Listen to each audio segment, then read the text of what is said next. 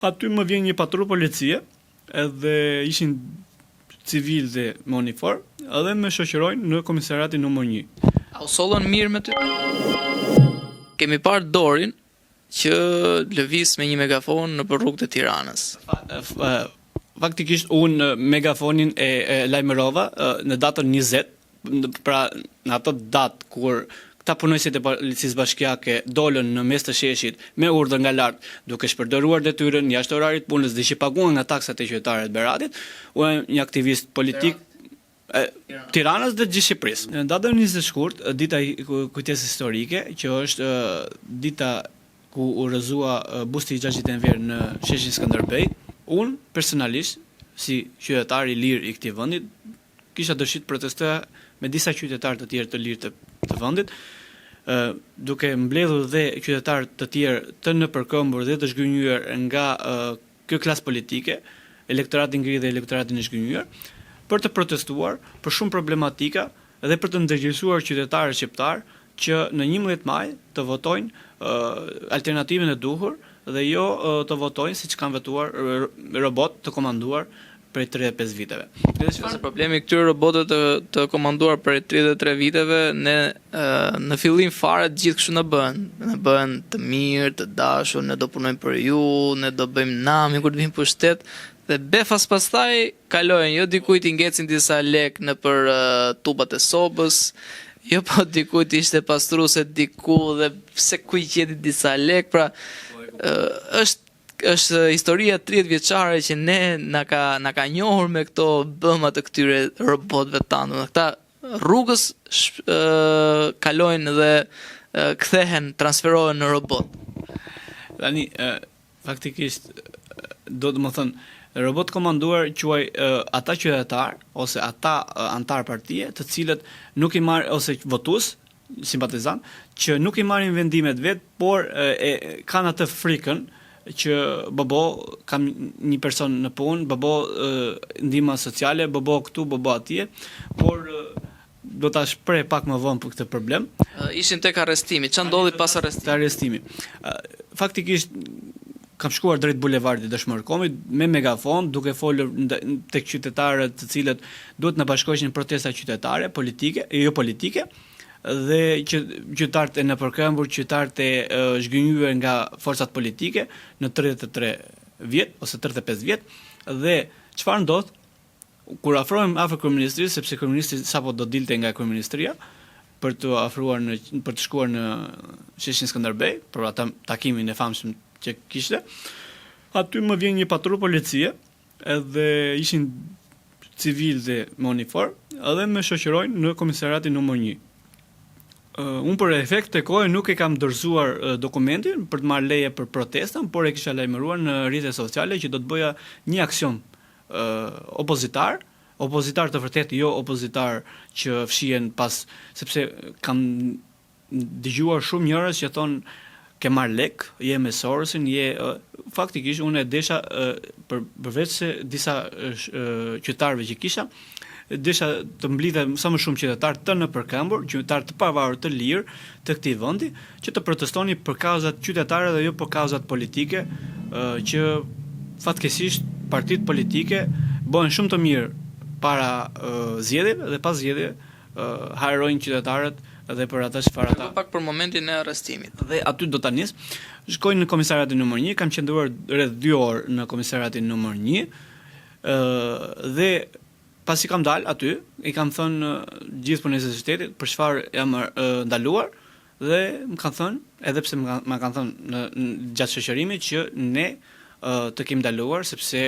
ti që nga për problem për prishjen e qetësisë publike dhe të qetësisë së kryeministit Rama në një takim të palishëm, dhe unë e theksoj që ai ka qenë takim i palishëm pasi kryeministi ka pozicionin e vet dhe jo pozicionin e kryetarit të bashkisë. Përveç se edhe punojësit e bashkisë Tiranës bën veprën e dytë penale pas asaj protestës së pakut, sepse quhet një takim i jashtëligjshëm pasi kanë shpërdoruar detyrën, ka qenë në një orar pune. Dhe çfarë ndodh? Sapo mbaron takimi, gjithë shefat e policisë, faktikisht gjithë gëzoj respekt të plot, sepse janë punojësit e policisë shtetit. A u sollën mirë me ty? Po, faktikisht respekt të plot dhe ndjej shumë respekt për të gjithë punëtorët e policisë së shtetit, pasi kanë folur në mënyrë qytetare dhe i kam thënë për çfarë u ndalova unë, dhe më thanë që i ke prishur qetësinë publike apo qetësinë publike patronazhiste dhe jo shqetësuar kryeministin. Po, kryeministin për një takim të jashtëligjshëm e theksoj, dhe çfarë ndodh? Unë shkoj atë se dim jashtëligjshëm brenda jashtëligjshëm sepse kryeministi është kryeministër dhe sipas ligjit nuk mund të shkojnë në krye të bashkisë pasi ka nënkryetar, ka sekretar, ka këshill qarku, por nuk do të merren me bashkinë. Për moment do merren me veprimet e policisë së shtetit. Dhe çfarë ndodh? I them policisë së shtetit çfarë kë ofendova unë në atë takim të tyre që unë mund të ndalojmë dhe të arrestojmë. Dhe ja ku është dokumenti që unë doja dorëzoja në komisariatin numër 3, po për efekt të kohë nuk e bora. Dhe çfarë ndodhi? Unë e lash tek komisariatin numër 1 dokumenti që do dorëzoja policisë së shtetit, dhe sapo kam mbaruar punë me oficerin e policisore, i kam falendëruar të gjithë stafin e turnit në atë komisariat dhe jam larguar me këmbët e veta, në këmbët e mia, drejt nga komisariati numër 1. Dhe çfarë ndodh? Sepse incidenti vjen më pas. Unë nuk ndalem sepse ky ishte një presion ndaj meje, që nuk është i pari, është i disati që mos të flas kundër qeverisë apo kundër klasës politike, por të flas vetëm çfarë intereson atyre. Pra ty po të konsiderojnë TikTok, ata donin të mbyllnin edhe ty. Po, donin të mbyllnin drejtën e fjalës, ku çdo qytetar është i lirë të protestojë duke bërë dhe kërkesë në policinë e shtetit. Dhe çfarë ndodh? Ditën e diel, nuk e mbaj mend për momentin datën, ka qenë një ditë e diel që unë i kam thirrur për protestë dhe kam patur 2 ditë që kam dalë në Tiranë me megafon duke i thirrur gjithë qytetarët për protestë dhe të gjithë ishin të interesuar, edhe pse ishin pak, po më erdhi keq se si qytetarët nuk reagojnë për problematikat e veta dhe kur vjen momenti për takime të tilla, siç u bë tek sheshi Skënderbej apo edhe për mitingjet elektorale, qytetarët janë të parët. Dhe kjo është fatkeqësi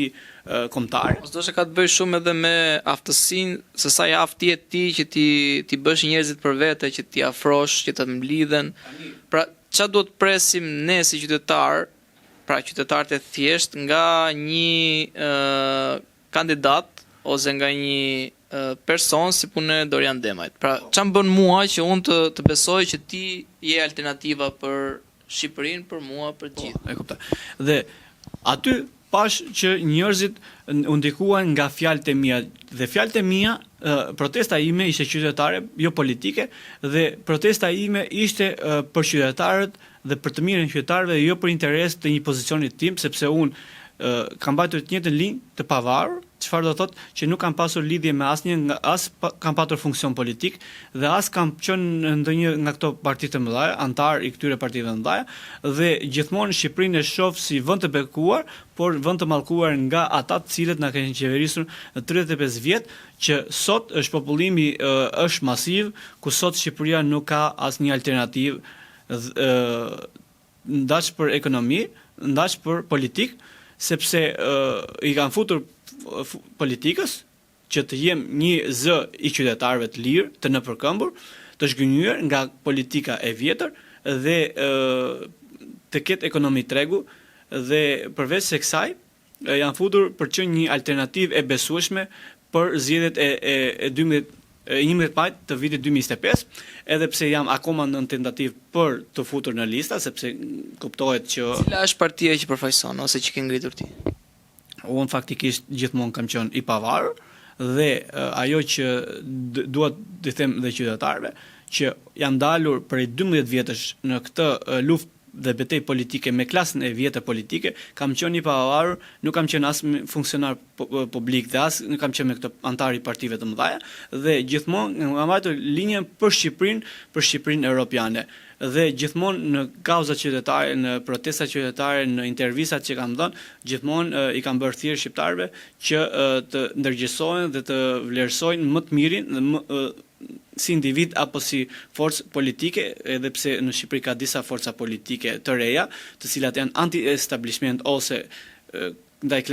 janë kundër klasës vjetër politike,